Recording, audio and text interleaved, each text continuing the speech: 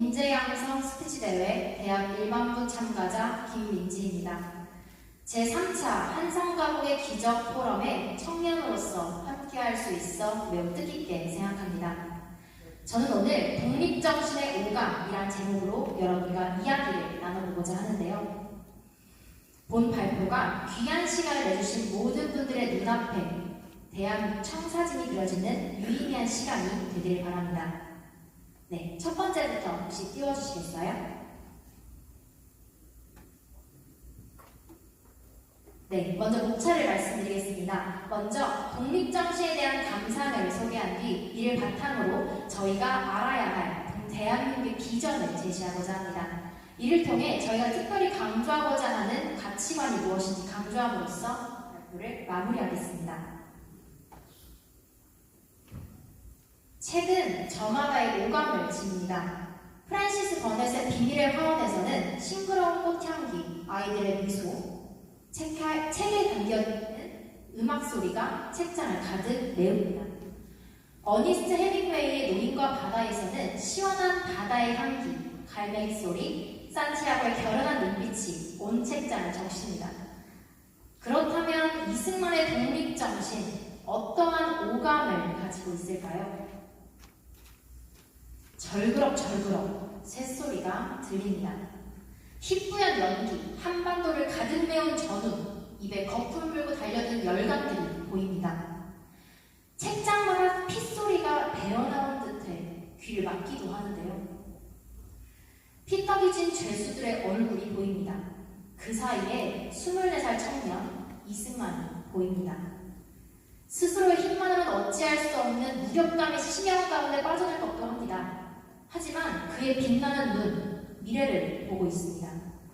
희망을 잃어가는 백성들에게 오히려 희망을 속삭입니다. 의지적 외침이 책장을 가득 메우고 있습니다. 이승만의 독립정신은 청년들에게 말합니다. 청년들이여, 의로운 일을 위해 심장을 바쳐라.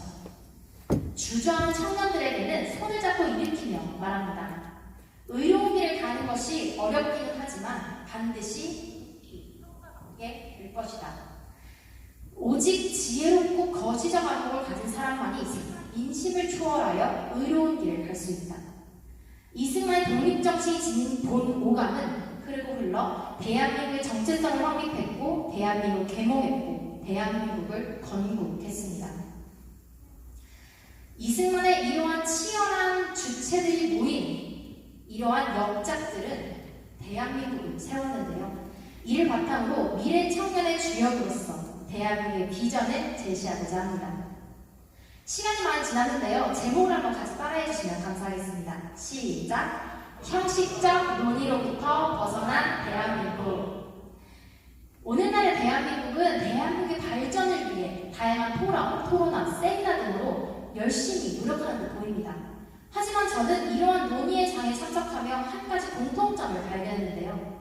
바로 그러한 논의의 장이 단순히 그들만의 축제라는 점입니다.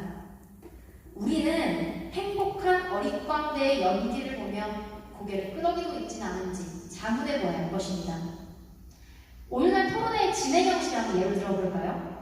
공식적 오프라인의 경우 발제자의 발제 이후 토론자가 한 번 정도의 의견을 제시하는 것으로 토론이 마무리가 됩니다. 원래는 이후에 이러한 의견을 구체화하기 위한 더 열렬한 토론이 이루어져야 당연한데 이러한 토론의 형식은 시간이 허락되지 않는다는 이유로 종종 생략되곤 합니다. 공식적 온라인 토론회의 경우에도 모두 사전에 가이본과 각본이 준비되어 있습니다. 발제자와 토론자의 진정한 의견을 듣기 위해서는 무대 아래에서 주로 제공하는데요.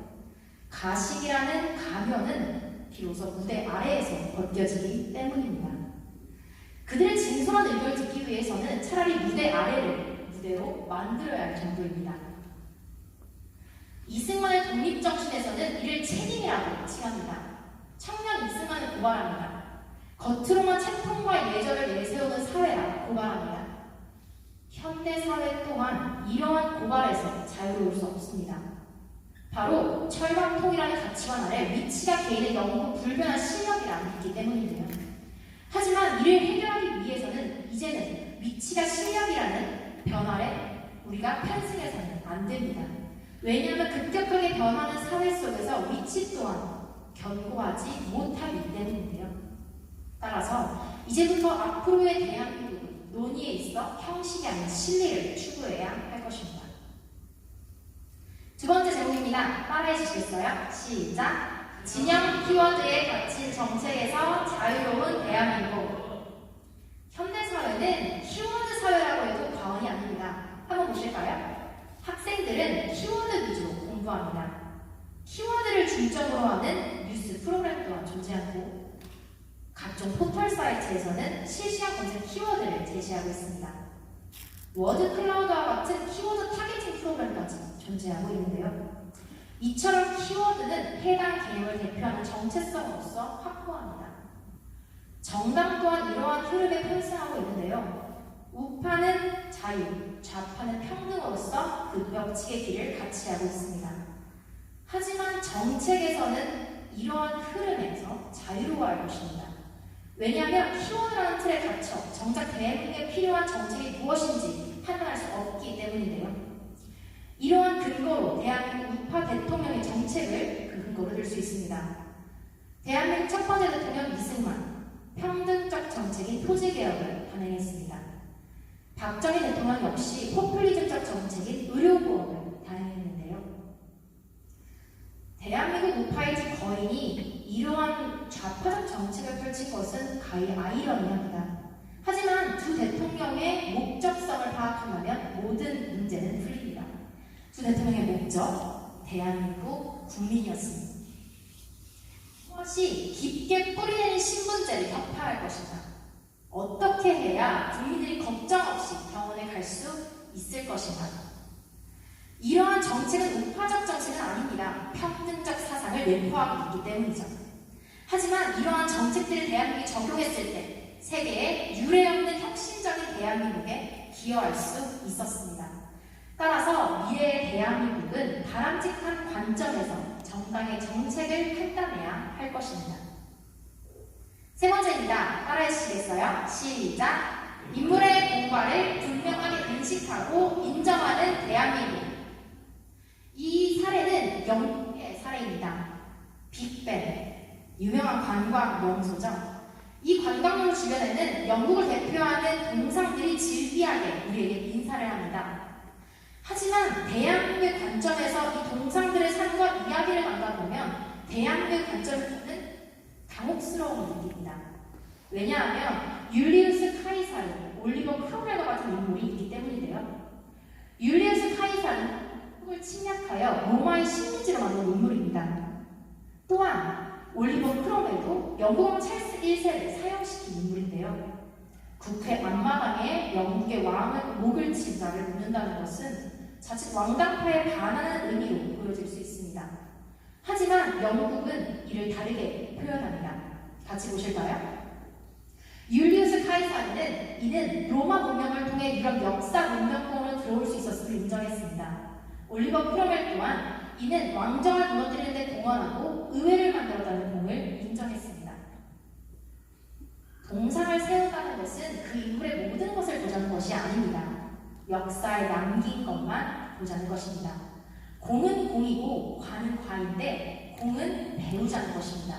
이것이 현대 영국을 만든 힘입니다.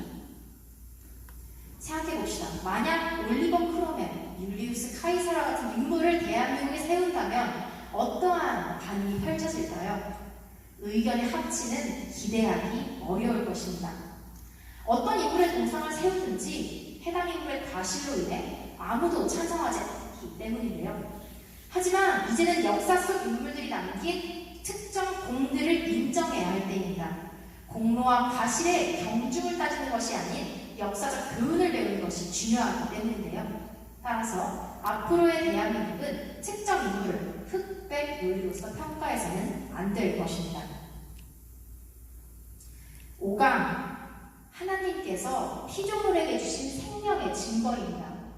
그 생명의 흔적이 묻어있는 책들, 흐르고 흘러 지금 여기 우리에게 왔습니다. 그 책들 중 이승만의 독립정신이 궁극적으로 우리에게 말하고자 하는 바는 무엇일까요? 이를 통해 현대 사회가 반드시 알아야 할 가치관은 무엇일까요? 저는 이승만의 독립정신을 읽으며 다음과 같은 이승만의 외침이 들렸습니다. 청년이여, 생각하고 적고 움직여라. 생각하라. 지금 현 시대에 진정으로 무엇이 필요한지. 적어라. 역사가 무엇을 말하는지. 움직여라. 옳다고 생각하는 바로 그것을 위해. 그대들이 생각하는 가치와 신념을 역사가 증명해 줄 것이다. 이러한 이승만의 외침은 지금도 모감으로서 독립정신을 통해 우리 곁에 존재하고 있습니다. 이것으로 발표를 마칩니다. 감사합니다.